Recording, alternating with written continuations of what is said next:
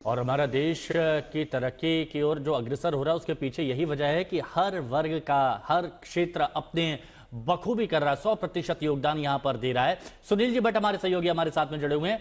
सुनील जी भट्ट, आपके पास क्या जानकारी है, क्योंकि प्रधानमंत्री नरेंद्र मोदी अभी मुख्यमंत्री उमर अब्दुल्ला और जो रेल मंत्री अश्विनी वैष्णव है उनके साथ में प्रदर्शनी में वो तस्वीरें भी देख रहे हैं, कामगारों से बातचीत भी कर रहे हैं। इसके आगे क्या?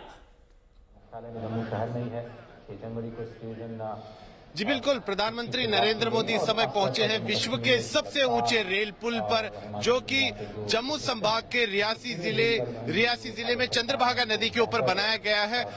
खासा आकर्षण है इस पूरे रेल मार्ग का, और ये पेरिस की आईफल टावर से भी ऊंचा है। इसके बाद सीधा प्रधानमंत्री नरेंद्र मोदी जो है रेल मार्ग से जो है कटरा की तरफ पहुंचेंगे, लेकिन रास्ते में वो अंजीखट जो केबल स्टेट ब्रिज है उसका भी मुआयना करेंगे, और उसके बाद वो धर्मनगरी कटरा पहुंचेंगे। कटरा रेलवे स्टेशन से ही वो पहली वंदे भारत ट्रेन को हरी झंडी दिखाएंगे, जो कि कश्मीर घाटी जाएगी। और जो काफी समय से जो स्वप्न देखा जा रहा था कि कश्मीर घाटी देश के बाकी भागों से रेल मार्ग से जुड़ेगी, वो स्वप्न अब पूर्ण हो चुका है। उसके बाद प्रधानमंत्री नरेंद्र मोदी यहाँ कटरा में एक भारी जनसभा को संबोधित करेंगे। मैं इस समय रैली स्थल पर ही हूँ। आप देखिए कि यहाँ पर लोग जो है भारी संख्या में पहुंच चुके हैं, और यहाँ पर प्रधानमंत्री नरेंद्र मोदी 12:30 के आसपास जो है इस रैली को संबोधित करेंगे। और उनका ये जो भाषण है काफी महत्वपूर्ण होने जा रहा है, क्योंकि ऑपरेशन सिंदूर के बाद ये प्रधानमंत्री नरेंद्र मोदी का पहला दौरा है जम्मू कश्मीर का, और काफी महत्वपूर्ण बातें वो कह सकते हैं। लेकिन आज एक ऐतिहासिक क्षण है, कश्मीर घाटी देश के बाकी भागों से रेल मार्ग से जुड़ने वाली है। पहली जो वंदे भारत ट्रेन है उसको प्रधानमंत्री नरेंद्र मोदी हरी झंडी दिखाएंगे, और इससे जम्मू कश्मीर में कनेक्टिविटी जो है उसमें काफी ज्यादा सुधार होगा। दिल की दूरी और दिल्ली की दूरी कम होगी, और साथ ही दिल की दूरी और दिल्ली की दूरी बहुत नहीं होगी। हमारे साथ मीर फरीद भी है, सुनील भी है। लेकिन श्वेता, आपके पास आते हुए कि एक संदेश है, हमने पाकिस्तान के लिए संदेश है कि वो बहुत तरह के दावे करता है, लेकिन हमने देखा पीओके में लोग कितने परेशान हैं, न रोजगार है, न किसी तरह का इंफ्रास्ट्रक्चर डेवलपमेंट है, लोग बेबसी में हैं। और एक तरफ कश्मीर में, भारत में तरक्की ही तरक्की है। पर्यटन को नुकसान पहुंचाने का पूरा प्रयास पाकिस्तान ने किया है। उम्मीद है कि उसमें पूरी तरह से असफल होगा, क्योंकि एक बार फिर से सैलानी वहां पर जाना शुरू करेंगे। लेकिन इस विकास को देकर एक बार फिर से पीओके में सवाल उठेंगे। नहीं, सवाल उठ रहे हैं, उन सवालों को दबाया जा रहा है। राजीव, आप सही कह रहे हैं। वहां पे बजट में कटौती हो रही है, वहां पर देखिए आईएमएफ का लोन लिया जाता है, हथियार खरीदे जाते हैं, आतंकियों को पुरस्कार दिए जाते हैं उससे। लेकिन पीओके जहां पर जो इतना रिसोर्स रिच है, वहां की सारी चीजें, वहां की पर अगर बांध भी बनाता है तो वो बिजली बाकी के पाकिस्तान के लिए होती है, उन इलाकों के लिए नहीं होती है। तो वहां के लोग भी देख रहे हैं, वो त्राहिमाम कर रहे हैं। और अगर रक्षा मंत्री राजनाथ सिंह अपनी तरफ से ये कहते हैं कि आप घबराइए नहीं, पीओके खुद चल कर आएगा, कि हम आपका हिस्सा बनना चाहते हैं, तो इसमें भी संशय किसी को नहीं होना चाहिए। वहां पर जिस तरह के हालात हैं, देखिए ऑप सिंदूर के समय बहुत दुर्भाग्यपूर्ण रहा कि पाकिस्तानी मीडिया ही नहीं, अंतर्राष्ट्रीय मीडिया, मैं अमेरिकन मीडिया का भी इसमें नाम लूंगी, वो एक नैरेटिव बनाने की कोशिश में रहे कि भारतीय मीडिया तो झूठ बोल रही है कि भारत ने ये युद्ध जीता, भारत की सेनाएं अतिशोक्ति कर रही हैं अगर ऐसा कह रही हैं। लेकिन वो अपने गिरबान में झांकें और खुद बताएं कि जहां पर जनता के लिए, अब ये कोई सरकारी ट्रेन तो है नहीं कि सिर्फ सरकार अपने लिए इस्तेमाल कर रही है, ये जनता के लिए अगर यहाँ की का प्रशासन, यहाँ की सरकार, यहाँ की सेनाएं काम करती हैं, तो उन्हें अपने गिरबान में झांक कर देखना होगा कि वहां पर क्या ऐसा कुछ हो रहा है। केवल जमीन में, मतलब जमीन का एक टुकड़ा नहीं समझना, बल्कि दिल से उस हिस्से को अपना समझना, वहां के लोगों के लिए काम करना। कश्मीर, जम्मू कश्मीर की केवल बात एक भूभाग के तौर पर नहीं, बल्कि जम्मू और कश्मीर में रहने वाले लोगों की बात, जो पूरी तरीके से इस समय इस पूरे विकास को देख रहे हैं, महसूस कर रहे हैं इस चीज को कि उनके लिए ये तरक्की है, उनके लिए ये रास्ता खुल रहा है, उनके लिए ये रास्ते छोटे हो रहे हैं। और सुनील से मैं पूरी तरीके से सहमत हूं जब वो कहते हैं दिल और दिल्ली की दूरी।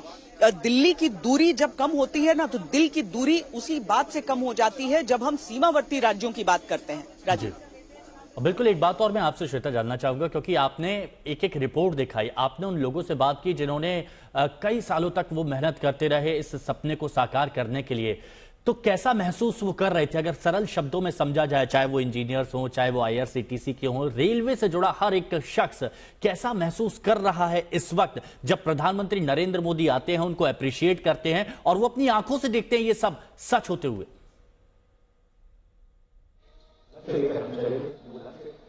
इसरो की एक तस्वीर याद दिलाना चाहूंगी जब उसके अध्यक्ष के आंखों में आंसू आए थे और प्रधानमंत्री ने गले लगा लिया था एक असफलता के बाद।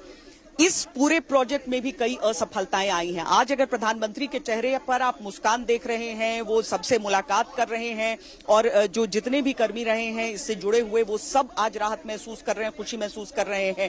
तो इसीलिए क्योंकि कई असफलताओं के बाद, कई विफलताओं के बाद ये सफलता आई है। अपने पूरे इस सफर के दौरान नया कुछ सीखते हुए पूरा टनल हो जाता था और उसके बाद अचानक कोई ऐसी दिक्कत आती थी तो समझ में आता था कि नहीं, ये तो काम ही नहीं चल सकता है इस तरीके से, दोबारा स्क्रैच से शुरू करना होगा। ऐसा काम किया गया है और इसीलिए आज उन सभी लोगों को भी समर्पित करना होगा इस सफलता को। और इसीलिए प्रधानमंत्री उन सबसे भी मुलाकात कर रहे हैं जिन्होंने दिन रात जाकर हर असफलता, हर एक सेटबैक के बाद बाउंस किया है, वापस आकर पूरे जोश के साथ फिर उस काम को शुरू किया है। ये इस डर से निकलते हुए कि पता नहीं अब आगे क्या होगा, इस वाले प्रोजेक्ट में भी सफलता मिलेगी या नहीं, ऐसे कर करके इसीलिए इतने साल लग गए हैं हिमांशु। और आज वाकई गर्व कई गुना ज्यादा इसी वजह से बढ़ रहा है। बिल्कुल। श्वेता, आपके पास हम लौटते हैं। सुनील जी भट्ट भी हमारे साथ है। मीर फरीद, एक छोटा सा रिएक्शन आपसे मैं चाहूंगा कि पीएम मोदी की इस विजिट से ऐसा लगता है कि पर्यटन बहुत दूर है नहीं। साथ साथ मैं आपसे जानना चाहता हूं, चूंकि धार्मिक पर्यटन भी वहां पर होता है, पर्यटक घूमने फिरने के लिए भी बड़े आते हैं, तो जो वंदे भारत होगी, धार्मिक टूरिज्म वाले लोगों के लिए मील में कुछ अलग वहां पर व्यवस्थाएं होंगी? क्या अलग बनाएगी दूसरे वंदे भारत से इस ट्रेन को?